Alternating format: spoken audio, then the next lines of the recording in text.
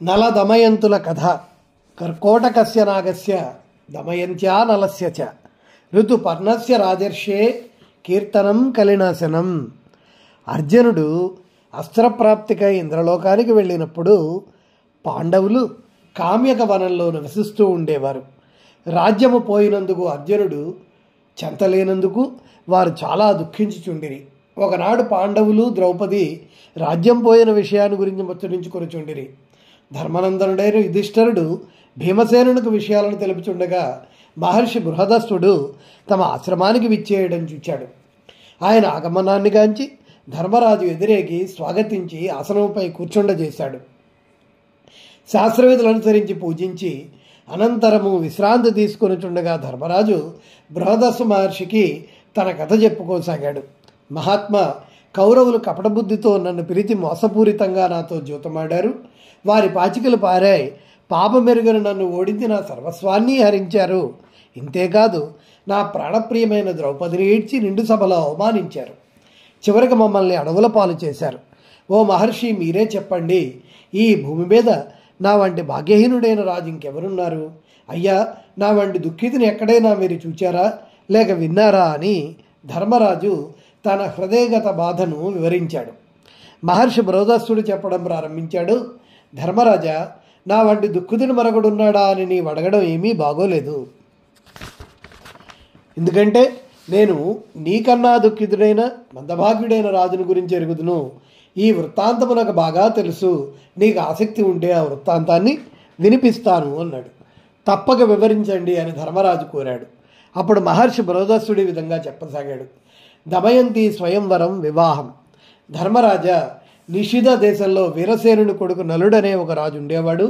ఆయన మంచి గుణవంతుడు, పరమసుందరుడు, సత్యవాది, ఇంద్రియాలను గెలిచినవాడు, సర్వప్రియుడు, వేదజ్ఞాన సంపన్నుడు, అదేవిధంగా బ్రాహ్మణ భక్తుడు, బలమైన గొప్ప సైన్యమున్నవాడు. సైనికులందరూ యుద్ధ విద్యలలో సర్వసమర్థులు.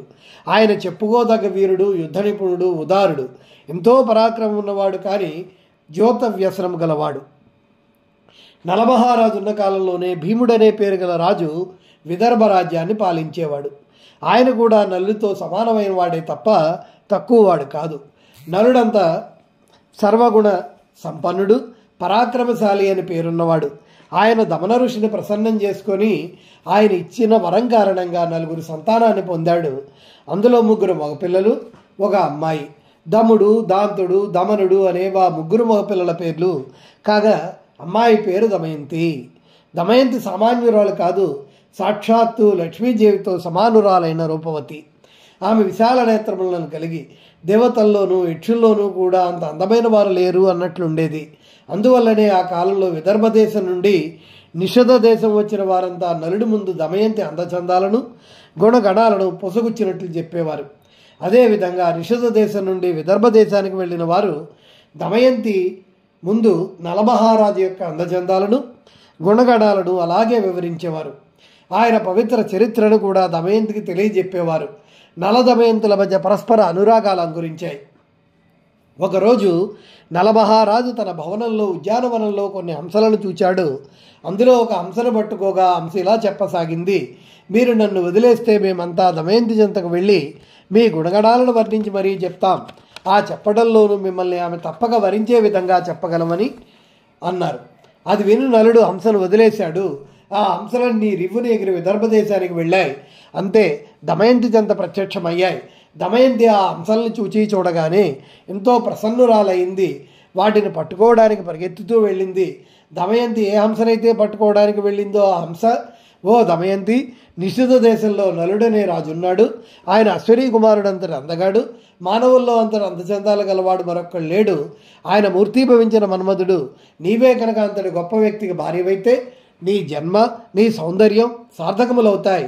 దేవతలను, గంధర్వులను, మనుష్యులను, నాగజాతి వారిని, రాక్షసులను మేమెందరమో తిరిగి తిరిగి చూచాం, కానీ నలుడితో సమానమైన అందగాడిని మాత్రం ఎక్కడా చూడలేదు. నీవు స్త్రీలలో రత్నానివి, అతడు పురుషులలో భూషణం వంటి వాడు. మీ ఇద్దరి జంట అపూర్వమైనది.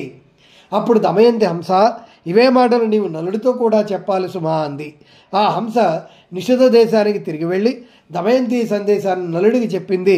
హంస నోట నలమహారాజు కీర్తి ప్రఖ్యాతులు విన్న దమయంతి ఆయనను గాఢంగా ప్రేమించసాగింది. ఇంకా రాత్రి పగలు ఆమెకు నలమహారాజు ధ్యాస వినా మరొకటి లేదు. నలుడిపై ఆసక్తి కూడా పెరిగిపోయినవి. నలుడి మనన ధ్యానాలలో ఆమె శరీరం శుష్కించిపోతోంది. ఇప్పుడు ఆమె నలుడి ప్రేమకు వివసరాలైంది. దమయంతి చెలిగత్తలు ఆమె మనోభావాలు గ్రహించిన వారై విదర్భ మహారాజుతో మీ కుమార్తె అస్వస్థురాలైంది అని తెలిపారు. భీమరాజు తన పుత్రిక గురించి చాలా విచారించాడు. చివరికి నా పుత్రిక వివాహ యోగ్యురాలై ఉంది, ఇందువల్ల స్వయంవరం ఏర్పాటు చేయాలని నిర్ణయించుకున్నాడు. స్వయంవర ఆహ్వాన పత్రికలు రాజులందరికీ పంపాడు. స్వయంవరంలో మా అమ్మాయిని పొంది నా జీవితాన్ని సఫలం చేయండి, నా వాంఛితాన్ని నెరవేర్చండి అని పత్రికల్లో పేర్కొన్నాడు. దేశాల రాజులు ఏనుగులపై, గుర్రాలపై, రథాలపై మనోరథ సాఫల్యాలను వాంఛిస్తూ భూదేవి అదిరిపోయేలా విదర్భకు విచ్చేశారు. భీమ మహారాజు స్వాగత సత్కారాలతో వారిని ఆదరించాడు. దేవర్షి నారద పర్వతుల ద్వారా దమయంతి స్వయంవర సమాచారం దేవతలకు సైతం తెలిసింది. ఇంద్రాదులైన లోకపాలులు సపరివారంగా వాహన సమేతంగా విదర్భ దేశానికి పయనమయ్యారు. ముందు నుండి దమయంతిపై ఆసక్తి, అనురాగాలు గల నలుడు కూడా విదర్భకు స్వయంవర ఫలగామి అయి వెళ్ళాడు. దేవతలు స్వర్గలోకం నుంచి భూలోకానికి దిగే సమయంలో మన్మధుడి వలె విలసిస్తున్న నలుడి దమయంతి స్వయంవరానికి వెళ్ళడం చూశారు. లోకోత్తరమైన రూపంతో సూర్యకాంతి వలె దగదగా మెరిసిపోయే సౌందర్య సంపదకు ఆ దేవతలు ఆశ్చర్యచకితులయ్యారు.